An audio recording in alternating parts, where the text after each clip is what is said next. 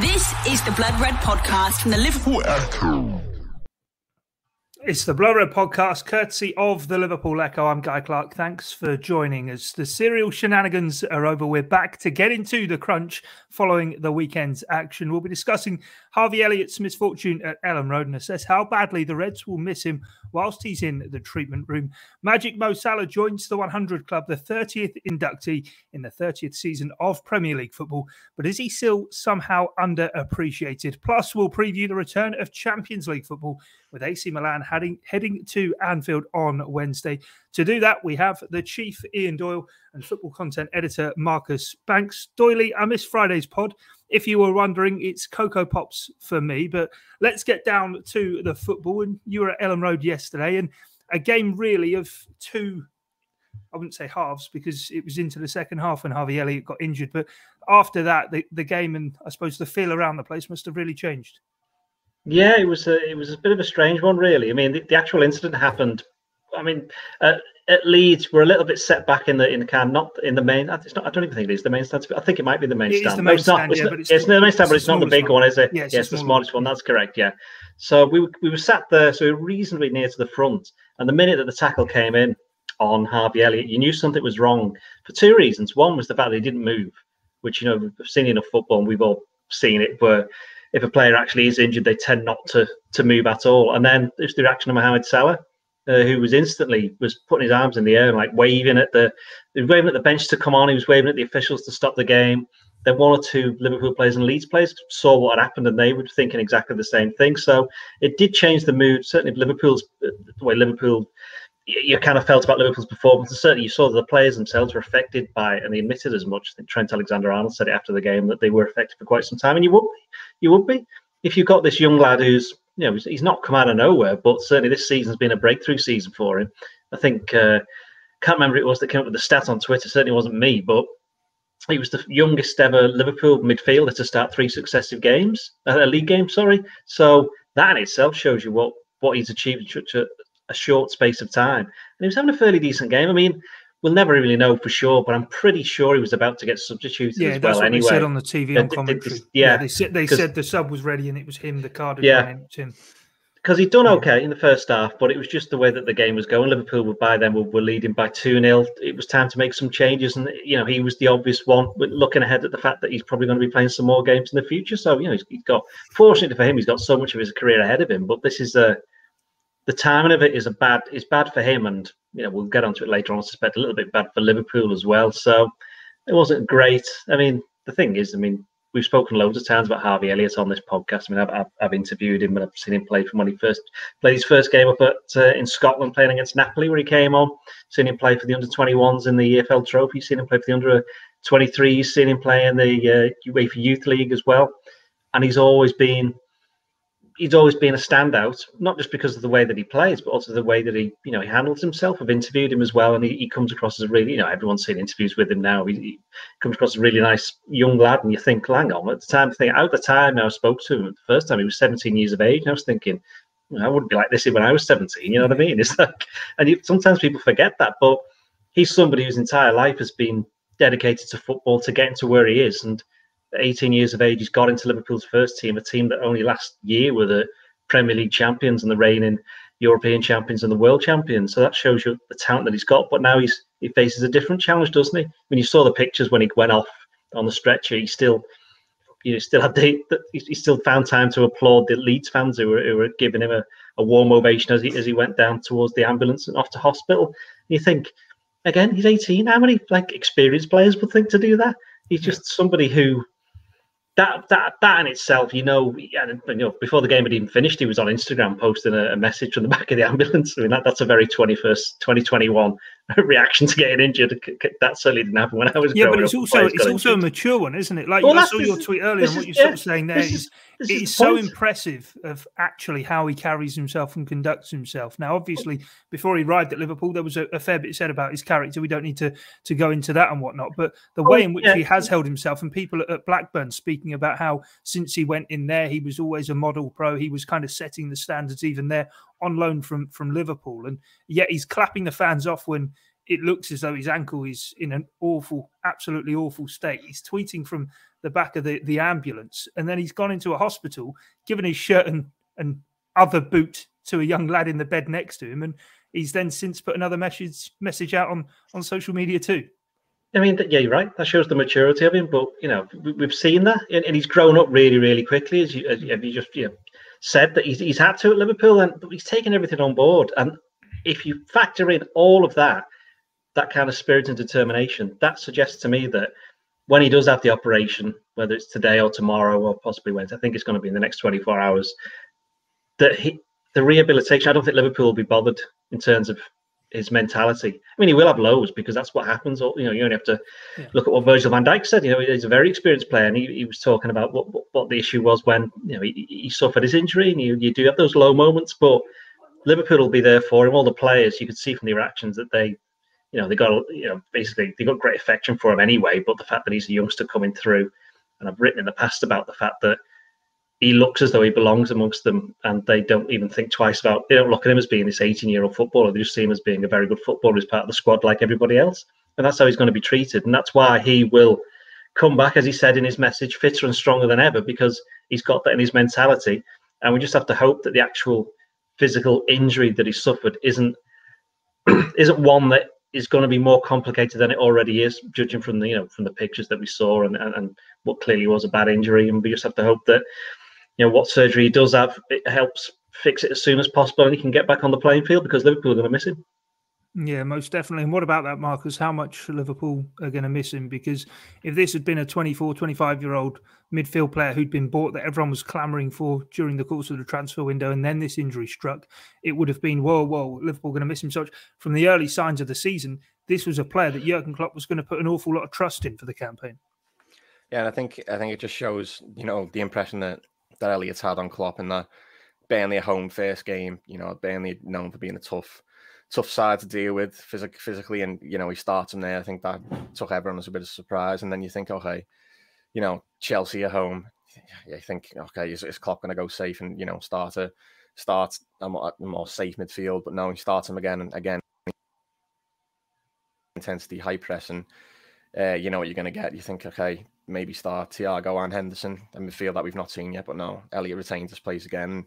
Like Doyle said, he was having a fairly decent game. And I think it just shows, how the esteem that Klopp held himself in. But that's all down to him. He's clearly impressed on the training ground and on the pitch. And it's a massive loss for Liverpool, because he did come into the season as a little bit of an unknown entity as how he's going to, adapt to the highest level. But he genuinely looks like he's been playing at in this Liverpool team for the last 2 years, especially the combinations with Mo Salah, and you start thinking that the calls for a Gini Wijnaldum replacement have been quelled, because you start thinking this lad is good enough to start week in, week out. Yeah, most definitely. Doyle, in terms of the incident around the tackle and then Jurgen Klopp being on the pitch and everything, there's been some suggestion that obviously Jurgen Klopp felt something like this may well have been coming after his comments after the Burnley game, and then how he was straight on to talk to the referee, and people kind of debating around the red card. For me, it was obviously a freak accident and challenge, but the laws of the game do state quite clearly that serious foul play is an action that endangers the safety of an opponent. Doesn't say anything about whether it's a clean challenge or an accident. It kind of was one of those. Therefore, to me, it seemed a textbook red card, and even for Pascal Struck, better for him to be off the pitch probably after an incident like that. But Jurgen Klopp, quite understandably, rather emotional after the incident and in his post-match reflections as well. Well, it has to be said that Jurgen Klopp made a point of saying that he didn't want any kind of suggestion that what he said previously about referees allowing play to go on, and he said that somebody get injured. He said he didn't want that to be anywhere near any headlines about Harvey Elliott's injury. He didn't want to associate the two. I mean, whether or not he looks back at that later on, I don't know. But at the time, he was not interested in that. He wasn't interested. And he also wasn't interested in whether or not the Leeds player got a red card as well. I mean, I have to be perfectly honest and say at the time, I didn't think it was a foul. At the time, when it happened, I thought he kind of lost the ball. But then obviously you see Elliott go down. As I said before, straight away he went, oh, he doesn't look in a good way. It was only when I got home and actually saw some replays is that when he actually does make the challenge, in which he does win the ball, his both feet are off the ground, aren't they? So it's his left leg riding down the back of Elliott's leg, and the leg gets caught in. He is out of control, and I know there is a suggestion that whenever you make a slide tackle, you are slightly out of control because you're probably going to, it's 2 feet off the ground at some particular time. But most slide challenges, certainly ones from the side, and ones from possibly straight on or a little bit straight on, you've got a lot more control than over that one, which was kind of from behind a little bit, coming from he's trying to scoop the ball around, and they're not necessarily dangerous challenges, but the way that it was done, you could say, look, that was a little bit out of control. And so, and the thing is, you're right. I mean, whether we agree with it or not, the rules, it's like that someone with Gomez last year, wasn't it? That the minute that the severity of the injury is taken into account, it's a red card. And I have to admit, at the time, we didn't think he'd been sent off because it was such a commotion at the time. It was only when we saw him walking down the tunnel, it's like, has he been sent off here? And then, because obviously the television didn't show any replays, rightly so as well, so we never really got a chance to have a look at it at the time. But yeah, I mean, as I said, Jurgen Klopp didn't really want to go down that road about, things, whether that's related to what he said previously about potential for players being injured this season. From my point of view, you look at the game and the way that the game went, there was early incidents where it wasn't endangering Mohamed Salah, but he was getting fouled and the referee was just waving play on. And it was a little bit the same with Sadio Mane. That kind of changed a little bit in the second half. And weirdly, the Leeds fans were very, very irate. Well, they're mostly irate most of the time anyway.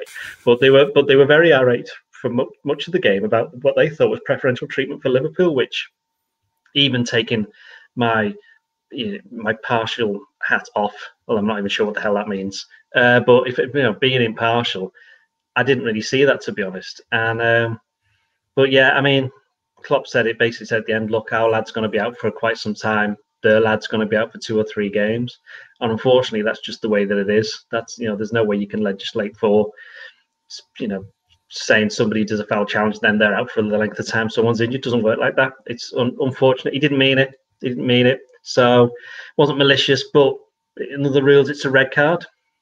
Yeah, it's one of those tackles that happens all the time, I suppose, on training grounds. And even in games, it wasn't a malicious one, as you say. It was a freak accident. But once the severity becomes clear of what the tackle is, then I suppose he's no other option but to send him off. And probably did the lad a favour as well, because I imagine he's probably feeling very, very remorseful as well. Let's move on from Harvey Elliott, though, and let's talk about Mohamed Salah, who, had that injury not come around, Marcus, I'm sure would have been the centre attraction and the main story from the game. He's joined the Premier League 100 club, 98 of those goals coming for Liverpool, 5th fastest player to do it. What a man. Yeah, it's hard to put into words just how good, Mo Salah is. And as you mentioned before, he still is underappreciated. Looking at those totals, I think on that list, I think 6 out of the 8 were strikers. And I think I saw a stat on Twitter that Salah's played, I think 10% of those games, it's taken him to score 100 goals. A right wing position. And he's, again, it's hard to put into words just how good he is. His consistency is frightening. He is just the best Premier League winger in history. There's no other doubt about it. He just keeps delivering and keeps, especially last season was the one for me that sort of everyone having a dip, but Salah still manages to have a Salah season, and he's kept that going. And if Liverpool are going to win the title, then he's obviously going to be central to that again. I know you're going to tell me who cares, Doyle, but is he? I think I know. Go on. Is he as widely kind of revered as he should be? Because he's the 5th fastest to 100 goals. It's taken him 162 games. But when you actually add in his assists as well, of those 5 players, it's Alan Shearer, Harry Kane, Sergio Aguero, Thierry Henry, and Mohamed Salah. He is only behind Thierry Henry in terms of goal involvements. Henry had 153 from the 160 games it took him to score 100 goals, and Salah's got 140 in the 162 games it's taken him. Now, I suppose when you look at it, Thierry Henry is kind of one of those players who's the pin-up boy for what the Premier League most complete forward has been, and in terms of goals and assists. Well, Salah's not far behind, yet to me, doesn't really seem to get spoken about in the same sort of way at all. It's always with Salah, oh yeah, but he goes down too easy. Oh yeah, but he misses too many chances. His numbers stack up. Well, yeah, I think that's kind of, you would imagine part of the reason for that is the fact that he plays for Liverpool at a time when Liverpool have not suddenly, but the last couple of years become good again. And for a lot of supporters, say with the greatest respect to the peer reviews, neither of you had ever remembered Liverpool winning the league, had you? No. So, whereas I had, so it wasn't new to me, but for a generation of supporters, they were like, hang on, what's going on here? We can't be having this. And I think that is also, I think that's possibly part to do with it. I also think that if he had a career that started at Sporting Lisbon, went to Manchester United, Real Madrid, then Juventus, and back to Manchester United, I think an awful lot more people would be respectful of him and what he's done. I do think there is a little bit of that. Yeah, but does it not also add to actually how good he has been? Because Liverpool haven't been short on striking options whilst they were failing to win the Premier League title or the First Division title. And yet now, this is a guy who has not only helped them to that, he's also helped bring in other titles as well and individual accolades as well. Surely that should actually only add to the legend that is. Well, I've got another hat. I've got my cynical hat on now, right? And I'll put that one on, which is the one I normally wear, to be honest. Didn't you have another one? Yeah, got loads of them. And I also think part of it is to do with the media, in the sense that Salah doesn't do many interviews. He hardly ever speaks in that sense. And I do wonder whether or not there are some people in the national, not the local media, and I don't necessarily even mean the national media who cover Liverpool all the time, but just the general wider thing, because that's what you were kind of discussing. You don't tend to hear what Mohamed Salah thinks; you just see him on the pitch. Whereas that's perhaps not the same as some of the other players who, in the past you've just mentioned. Then, so I think he's kind of just like, and also he kind of has that career path where he was in the Premier League, wasn't he, with Chelsea, and didn't do anything, and it was a bit too early for him. And I think for some people, they just look back at that and go, well, he never did it at Chelsea. So it's like, well, hang on. Look what he's done at Liverpool, as you said. You just mentioned all the numbers. And this is a Liverpool team that does have 3-4 world-class forwards. And he's the one that keeps on delivering. As Marcus said, last season is the one where everyone else was just nowhere near it. And even Salah would say he was not at his best, but he still scored, was it 31 goals? So... what more do you possibly want? He's already, he's got a few this season already. He's quite clearly Liverpool's best player. He's, as we've said about Wijnaldum in the past, the best thing about Salah possibly is that he's available. He's there all the time. He looks after himself. If you're a brilliant player, it's absolutely no use if you're injured half the time. You may as well not be there. So I think if you put all this into consideration, a little bit like Henry was always available, wasn't he? You'll know better than I did, Guy. I mean, he very rarely got badly injured, did he? As far as I'm aware. No, until Barcelona started sniffing around, well, that's something totally different. But the thing about Salah is that is he underappreciated by Liverpool fans? No. Is he underappreciated by Liverpool? No. Is he underappreciated by the kind of people who pay any kind of attention to Liverpool? No. But if you look at the wider sphere, the kind of like the floating fans, they possibly just see him as somebody who's just, oh look, he just scored some goals for Liverpool. What else does he do? Which is completely utterly wrong, because you saw what he did to Firpo yesterday. He's probably thinking, I might have to go and retire at this point. Yeah, I think he's still probably being untangled from the amount of times he was spun around. I suppose when you said, what more do you want? Maybe a Renault advert and a Vavavoom tagline. Well, exactly. But then he does that. But then he does that in Egypt, doesn't he? He does have that kind of profile in Egypt, where he is, he is this massive figure, not just football, but just a national figure, and he also carries that around with him. So, for him to still, and we'll get onto his contract, I'm sure, at some point, but for him to be at Liverpool, I think people have to realise Liverpool now have in him probably the best player in the world on form over a specific period of time, because there are others who you might say are more talented, but they're either on the way down, getting too old, in a bit of a rough patch, or still need to improve. And Salah's in his absolute prime, and he's been showing that for a few years now. Yeah, on that longevity, Marcus, is he kind of the, I suppose, infactual myth that people want to be able to prove, a bit like with Trent and the whole defending debate we have to deal with every time a winger goes past him? But with Salah, that, he's a one-season wonder. That, I mean, we're now into his 5th season, and yet it still feels that there's that narrative around him, yet he's now reached 100 Premier League goals. And as you said before, last season, he just continued to do it. And yet because he does that, people just go, oh, right, okay, yeah, just leave him to it. We only want to know when his form dips again so we can stick the knife in. Yeah, it's almost like Doyle mentioned. It's like he's sort of put down from those great players because all he does is score goals. But that is his job in the team. And in that first season, he was that unknown entity as a whole. He was didn't really get a chance at Chelsea yet. Showed flashes, comes and just blows the Premier League in that his job's made tougher, and the fact that, you know, teams have now, you know, he's usually got 2 men marking him. He's got a full back sticking with him, and the left side, the centre half also going to close him down straight away, and he still manages to just score for fun. And I think Klopp mentioned it pre-match yesterday in his interview with Sky. Seem to have lost your sound there, Marcus. I don't know if we can hear you at all, mate, but you seem to have. Is it okay now? Yeah, you're back now. As I said, Klopp in his interview with Sky yesterday mentioned about, you know, the longevity of players and this whole aging front line and sort of thing, and he rightly mentioned, like, players like Salah, Mane, they're all entering the peak now.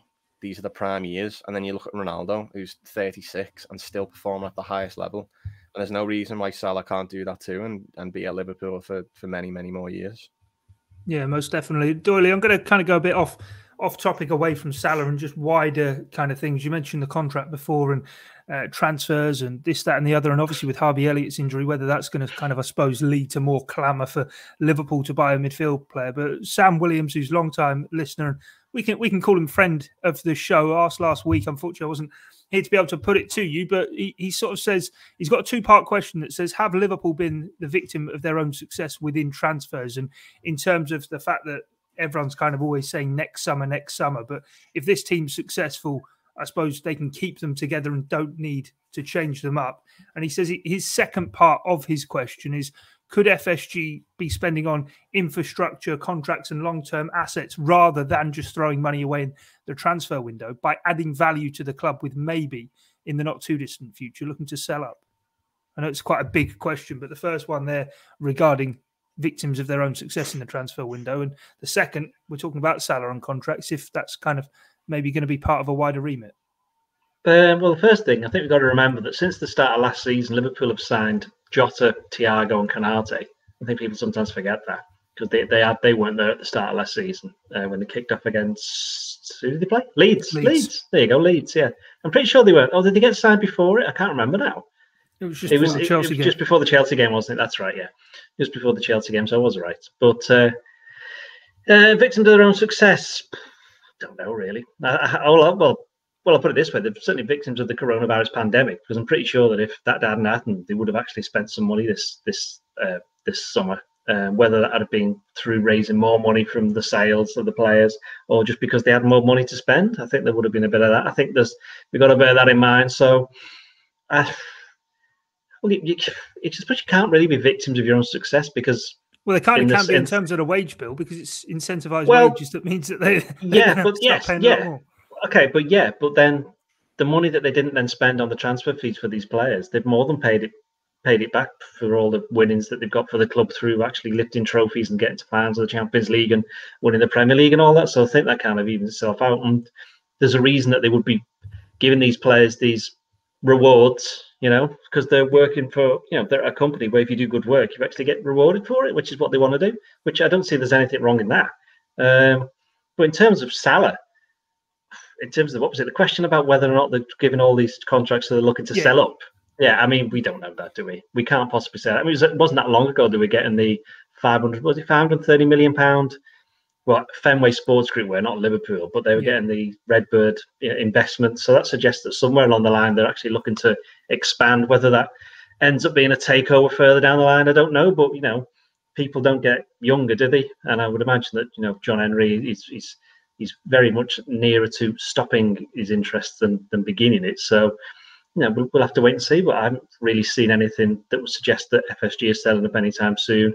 They want to build the Anfield Road end. They're pressing ahead with that, and that adds more value to the club. But in terms of the actual contracts, I don't necessarily think it's in terms of a business plan for them to then sell the club. I just think it's to make sure that they've got these players under contract, that the manager wants to stay there for at least another 3 years, the length of time that he's still going to be there. And if they can then crack on in the knowledge that no one's going to nick any of their players unless they get given an absolute fortune, in which case they can then go and spend it on other players, which is what they've done in the past. Yeah, great stuff. If you do want to send any of your questions to us via Twitter, you can do so, and we will look to get them into pods. Of course, we do our Q&A episodes every so often as well. But Marcus, back on Mohamed Salah, and I suppose what's now left to tick off for him. is there a possibility that he is going to be a man who lifts or receives a Ballon d'Or whilst he's at Liverpool? Do you think is that kind of the next step for him? He's going to get 100 league goals for Liverpool, you would imagine. He's only 2 goals away from that. And then what other personal accolades are there for him to hoover up? Yeah, it's particularly the Ballon d'Or. It's a strange one. It's obviously so one with your team or your country. I think it was Jorginho finished third in the World Player of the Year. Or did he win the World Player of the Year award? I can't even remember, just because Chelsea won the Champions League, Italy won the Euros, but I don't think he was probably the best player in either team. But it just goes down to what trophies you win as a team. So I think it all depends on Liverpool's success. But he is central to that. But I really don't think he would mind. Obviously, he wants the personal accolades because he's so competitive. But as we saw over the years, it's all about helping Liverpool, and he is so key to doing that. And the main thing that I hope is coming in the next few weeks. I think that's, of all the business Liverpool have done this summer, I think that would be the most important. Is like Doyle said, keeping your best player at the club, keeping your best players at the club. I've came from, as I was growing up, it was always, my boyhood heroes, Fernando Torres, among others, who were always sort of, you always got that feeling as the better they play, the more likelihood it is that they're going to, be poached by someone else. But now that's not the case. And I think that's a new experience for a lot of Liverpool fans. We've not really experienced the same side, the same sort of spine in the team over what, 4 or 5, 6 years without the best player departing and the rebuild sort of happening. So I think the new contracts is a massive plus, and getting Salah over the line would be the biggest of the lot. It is, isn't it, Doyle? I suppose the last thing to tick off is get that new contract sorted. It feels as though, on Marcus's point there, actually, that yes, last season around sort of Christmas time, there was sort of those mumblings of discontent around the Spanish giants. But given it's quite clear those two now don't really have much money between them, doesn't really feel as though there's anywhere for him to go. And the natural conclusion is going to be that this will get done. Well, you'd like to think so. A lot might come down to his agent, his representatives, what they actually want, not just about what the player wants these days, unfortunately. But you didn't say how much he tweets. Well, he doesn't tweet very often, does he? So he doesn't tweet to us. Going back to the Ballon d'Or thing, Ballon d'Or now has changed from when, say, Michael Owen won it, because it was just voted for by journalists. I say just, but it was voted for by journalists then. So these weren't just like me. I didn't get a vote, but it was like actually leading journalists from across Europe who have been doing the job for many years and have a very great consideration about who these players are. Whereas now the Ballon d'Or, just as Marcus was kind of pointing to, it's a popularity contest. And it was a merge of 2 awards, though, wasn't it? Yeah, it was the FIFA World Player of the Year, and the Ballon d'Or was the European Footballer of the Year. Yeah. I mean, at the time, when I was growing up, it was initially just for European players. Yeah. Then it got changed to any player playing in Europe, which means you could have the likes of Ronaldo, the proper Ronaldo, winning it. And then, as you say, it's kind of become 2. 2 awards have become joined to do this one. But I do think it's just a popularity contest. In fact, I'll go and say, I would be amazed if a Liverpool player ever wins it, unless they end up signing the Brazil captain who ends up scoring loads of goals in a World Cup final. That's the only way a Liverpool player will ever win it, because it's almost every year it's either Messi or Ronaldo. Even quite well. Oh yeah, right. Okay, we know Messi and Ronaldo quite clearly, in terms of pure talent, probably amongst the best players, certainly that period for the last 10 years. But there'll be seasons where other players did more. Like I felt sorry for Lewandowski last year, where they just went, hang on, Messi and Ronaldo can't win this, so we're not going to do it. But obviously that seems like what it was. Their time's going to come to an end. But was it 2008 when Kaká won it that Fernando Torres was runner-up? He didn't win, though, did he? No, he didn't win, but Kaká had also had an absolutely incredible year that season and was a player in unbelievable form. I don't quite think that it would have to be. I get what you're saying there. Brazil, the most successful. Well, okay, I'll rephrase. Okay, Mohamed Salah will not win the Ballon d'Or as a Liverpool footballer. There you go. I don't know what would he have to do. He would probably have to score 10 goals in the Champions League final, with Liverpool winning the league by about 50 points, and then they'd still. Yeah, and then they'd still go like, Ronaldo did score a hat-trick against Norwich. They'll say something like that, basically, because it's just become a popularity contest. Because, quite rightly, most of these people can't watch all the football. They're too busy actually playing it and getting involved in what they're doing, so they just see highlights. So it's just highlights. show, basically, judging on who's the best on that. That's why, as Marcus said, Jorginho, who's isn't even the best midfielder at Chelsea, let alone the best midfielder in the world. And they're talking about being best player in the world. Absolutely no chance. Just because you win some stuff doesn't mean you should necessarily the best. It's a team game, which is obviously completely at odds with the actual Ballon d'Or and an individual award for a player in a team game, which that's a completely other different debate. Yeah, it definitely is. Let's get on to the Champions League then. It does return on Wednesday night, Anfield, AC Milan. And Doyle, I'll come back to you regarding this. First time these two sides are going to meet that isn't in a European Cup final, Champions League final. Yes, 2005 and 2007. I was at both of those. One was slightly better than the other one, I have to say. Both of them nowhere near my house, which was a bit annoying. Yeah, I know you're laughing, but I've seen AC Milan playing a Champions League final at Old Trafford, which is only about 25 miles away. So there is that. Yeah, I mean, it's one of those things, isn't it? It's like we've always gone about the Champions League and how there's certain teams that always seem to play each other, like, Man City play Coventry in the Champions League, whoever they play. The tough draws that they always get. Real Madrid always seem to play. Liverpool always seem to play Porto, and look, they've got them again. You know what I mean? Games like that. Whereas for two teams that have won, 13 Champions Leagues between them, 13 European Cups, AC Milan 7, Liverpool 6, have never played each other in anything other than two finals, is very, very, very odd. I mean, I'm sure we'll get onto the game itself in a minute, but AC Milan for quite a few years were just trading on the name. They weren't particularly great. I think that has changed. I think they are getting a lot better. They finished runners up in Serie A. While obviously the Italian league isn't as strong as the English league, still a decent standard, and I'd expect it to probably be a tougher game, both games, than many people are expecting. And I'll tell you what, Liverpool don't want to be going to San Siro on the last match day and needed to get a result to get through, because that will be difficult. So yeah, there will obviously be all this the connection to what happened in 2005 and 2007. I'm not sure it's got much relevance to the game actually on Wednesday, to be honest. None of the players will be playing, but it's a little bit of a story behind it. Yeah, I thought you were going to go full Kevin Keegan then when you said, "I'll tell you what." And I would love it if we did. Do it if you want. You can do it if you want. No, it's fine. Marcus, how formative were those two games though for yourself growing up as a Liverpool supporter? 2005 and 2007, those two Champions League finals, and I suppose the way in which it kind of, I imagine for you, would have hooked you in.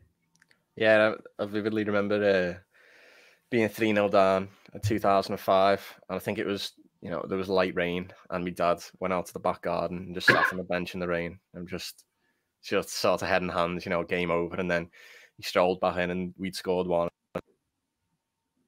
The parade vividly being on top of a bus stop. I think the next day we were allowed to wear Liverpool shirts to go to school, and then the juxtaposition of that, the heartbreak of 2007 when I was a little bit older, understood a little bit more.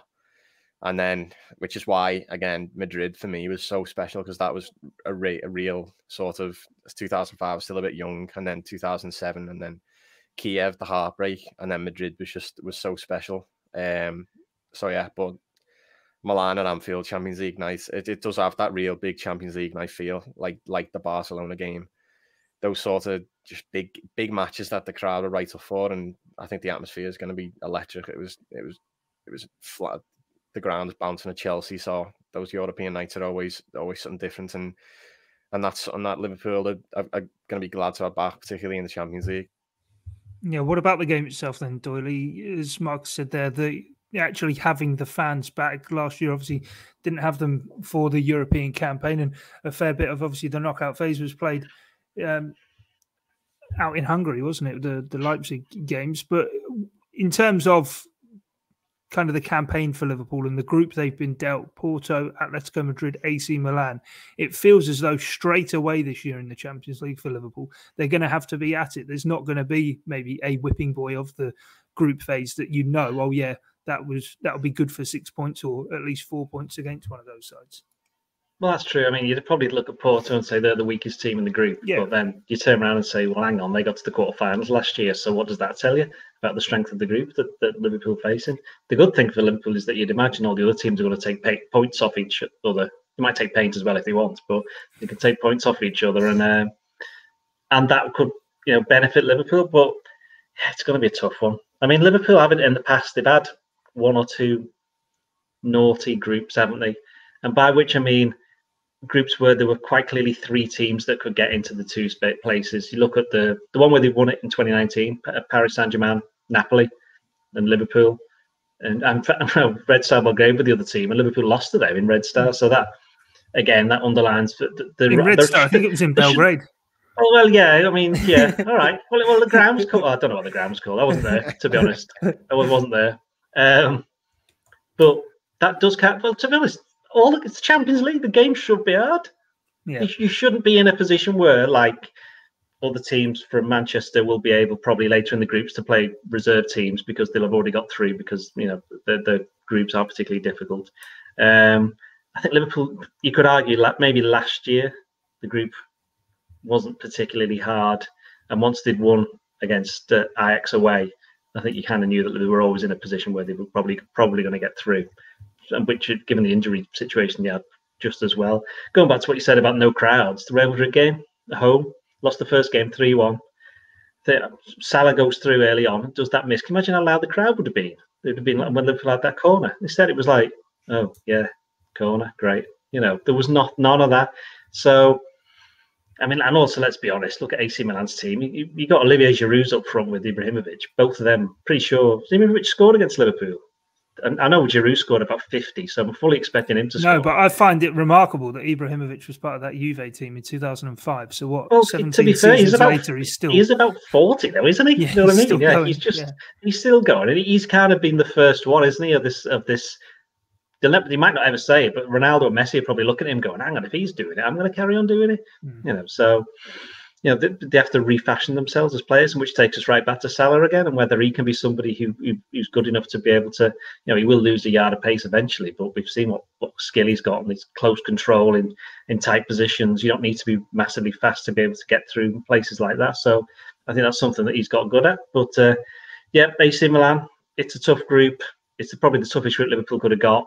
We haven't even mentioned Atletico Madrid, who will be the absolute pain in the backside like they always are. So it is going to be tough. But if Liverpool can get a win against Milan on Wednesday, then that will be the perfect start, and that will put them in good stead. How, Marcus, are Liverpool set up to challenge for the Champions League this year? Are you expecting them to get deep into the competition, and given the depth of Jurgen Klopp's squad, and also in terms of the group they've been dealt, is that a good thing to be at it straight away in the Champions League, or given there's going to be a couple of months break, should they get through into the knockout phase anyway, you need to deal with the group stage and the knockout phase in isolation? What are your thoughts? Yeah, I think, again, like as you mentioned, it's such a tough group. I think when I first saw it, I thought, oh, yeah, Atletico. And then you sort of take a closer look at Milan and you realise they're not sort of that Milan team that was just trodden along for a bit. They've definitely improved. They've brought in a lot of good players. You've got Frank Kessie in midfield, who's, you know, widely regarded as one of the best young midfielders in the world. You've got Theo Hernandez at left back, who I think is going to be an interesting battle at Anfield, given that Salah's wing. He loves to get forward and attack Trent Alexander-Arnold's wing as well. So is that an area to exploit for Liverpool, or an area of danger? You know, Milan, I think they've won all three of their games in the Serie A this season. So it's definitely not an easy task. But I do think if they do get through the groups, it will give them confidence. And, you know, if you want to win the Champions League, you have to beat the best teams anyway. So why not beat them in the group stages? I think Atletico is going to be the biggest test, and the one that Liverpool really want to get back. I think that game at Anfield just sticks in my mind as honestly one of the best performances I've seen Liverpool play in a long, long time. And to not come away with the result, or the win in that game, it definitely would have stung, and it definitely did sting, because, again, Liverpool were just so impressive. They were right at it, and I think they'll want to get that one back. But yeah, I think you got to take things, you know, as they come. You got to get through that group first, but if they do, then, you know, I think, and people have got to remember that the other teams in the group will be looking to think, oh, we've been drawn against Liverpool. It's not just Liverpool saying, oh yeah, we've got a tough draw. You know, they won't be overjoyed at the fact that, you know, they've got to face Liverpool. They've got to go to Anfield, which is going to be roaring again, particularly because we've had a year out. You know, Champions League nights were electric before, and we've seen what, you know, post-COVID crowds are like. So I can only imagine it's going to be even more so. Yeah, definitely. Right, let's pick our team then. We've obviously got Jurgen Klopp's press conference coming tomorrow. So in terms of the specifics on the team news, we'll have to go from what we saw at Leeds. Alisson Becker in goal. Doyle, defence. I think it's going to have to just be the same defence again. I think it's just how have to good be the was same. Matip as well, by the way, at Elland Road? It was great, wasn't he? Where he's second half where he got bored and just went up. He went upfield, played in the number 10, went for a 1-2, and then he was absolutely fuming when he didn't get the ball back when he was on the edge of the area, and everyone else is like, Joel, any chance? You want to come back? Hello, Virgil van Dijk's like, come on. But yeah, he was very good, and of course it was his run that set up the first goal, really. Yeah, no, definitely. So we're going Alexander-Arnold, Matip, Van Dijk, and Robertson. You agree with that one, Marcus? Yeah. What about the midfield then? I mean, Fabinho has got to be in there again. I think a player who's still quite undervalued and underrated. You know, he is not just the best defensive midfielder in the Premier League. He's the best defensive midfielder in the world. He was immense against Leeds again, as he has been so consistently. I think, you know, might have had a few rocky games, you know, where especially when at the start, he was sort of settling in, but since then he's just been ever present, and he just makes that job look so easy. Argo again, I thought he was brilliant against Leeds, and he's really starting to show. Particularly, he showed it towards the end of last season, that form, and why he is revered as one of the best midfielders in the world. And then I think you go Henderson over Keita. I think it's just the safe choice, really. But it's again the midfield that on paper you could say it's Liverpool's strongest midfield today, but we've not seen it. So I think this is the perfect time to get that midfield in action, I think. Do you go along with that, Doyle, or are you going to, as always, rip things up and change it completely? No, yeah, I'm going to go with Oxlade-Chamberlain, with Curtis Jones and James Milner. No, yeah, it's going to have to be that midfield, isn't it? I do think that Keita has been very unlucky not to play, but with all the games coming up, he'll probably play against Crystal Palace, and he'll probably get about half an hour if the team is the one that we're thinking it's going to be against Milan. So yeah, I go with Fabinho, Thiago, and Henderson, who did very well for that last half hour at Leeds. Yeah, no, definitely, and I suppose it's one of those with Keita as well, isn't it? He's been sort of got ready for the start of the season. Each of the last three campaigns, it's not quite worked. Actually, waiting for his chance to come along and be chomping away in training, maybe the best way for him. What about the top end of the pitch then, Doyle? The front three. I think you know what I'm going to say. Yep. I think it's going to be Origi. No, it's not going to be Origi. Origi didn't even make the squad, did he? No, he didn't. I was going to ask you about that after yeah. Which was well, he wasn't injured. I can tell you that. I mean, he was just left out because I had some people like saying, "Oh, the bench is rubbish. We are in trouble." It's like, well, hang on a minute. There were 9 players on that bench, right? And you had Kelleher, who's already an Irish international, quite clearly one of the best young goalkeepers in the country. Canati cost 36 million. Joe Gomez has won all the trophies with Liverpool and was a regular when they won the league. Tsimikas, everyone was saying, well, what a player he's been during the summer. He's kind of been one of those ones that's kind of broken through along with Harvey Elliott. That is 3 defenders, though, isn't it, on the bench? Do you need 3? Well, yes, and the goalkeeper is 4. Right. Yeah. You had who else? Jordan Henderson, the captain. James Milner, who's won about 1 billion medals. Curtis Jones, who again he's one of the more up and coming youngsters. You need players like that. Oxlade-Chamberlain, who's won stuff at wherever he's been, and the other sub whose name I forgot. Who came on? Oh, Keita. Well, so there you go. Naby Keita, 52.75 million player who's been there for 3 years, and as I started the season quite well. So people were saying, "Oh, this bench is rubbish because Origi can't get on it." It's like, well, these are the same people who are saying get Origi out of the club. They're the same ones who are complaining that he isn't on the bench, and that shows that we've got absolutely no strength in depth. Isn't it quite damning, though, from Jurgen Klopp, a lack of faith in Origi? The fact that you just mentioned there, Curtis Jones, James Milner, Jordan Henderson, Naby Keita, all primarily central midfield players, as to his Alex Oxlade-Chamberlain, albeit came on in that false 9 role and camp. Well, don't forget that Liverpool play with 3 forwards, and there aren't many teams that actually play with 3 actual forwards, right?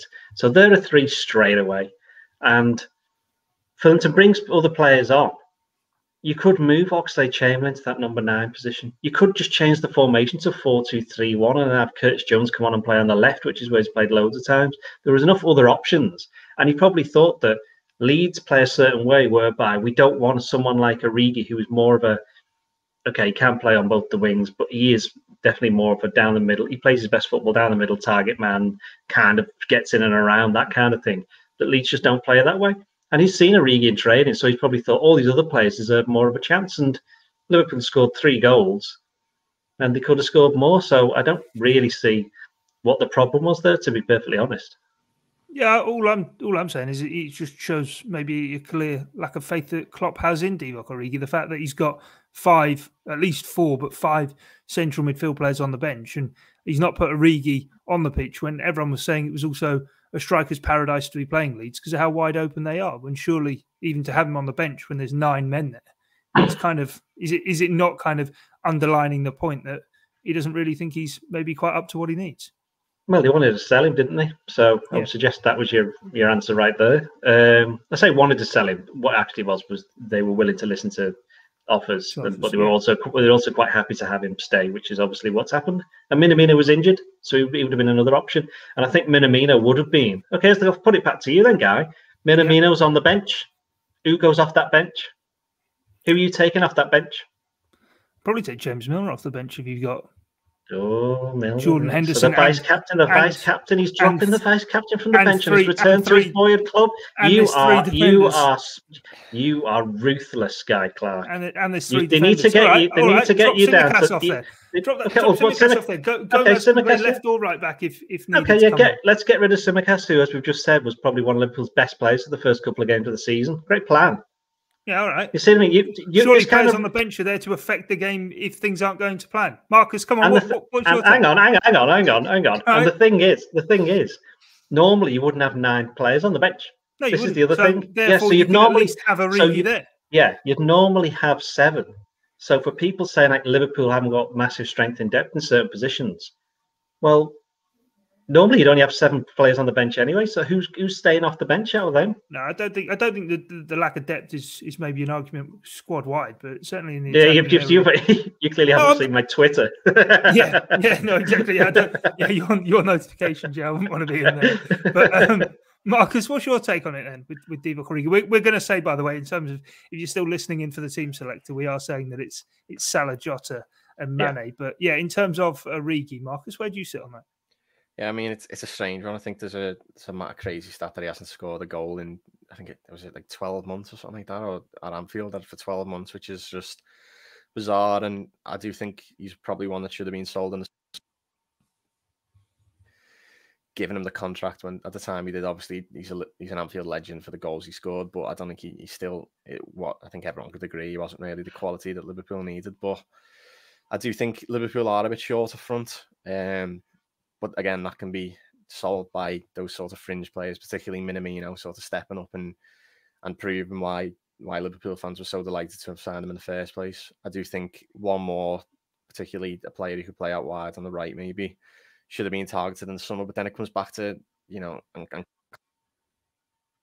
player. It'd have to be a player like Diogo Jota, who's still quite young, breaking through. I don't think anyone really expected Jota to have the impact that he did, but obviously Liverpool scouts were so happy to pay that fee for him because they knew all about him.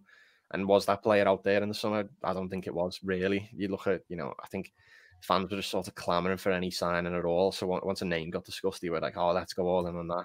Sound like Wes, we need the centre midfielder. And you watch the 45 minutes he played against for Chelsea and you just think, glad we never got him. Even on loan, I think that the club know better than what people on Twitter say.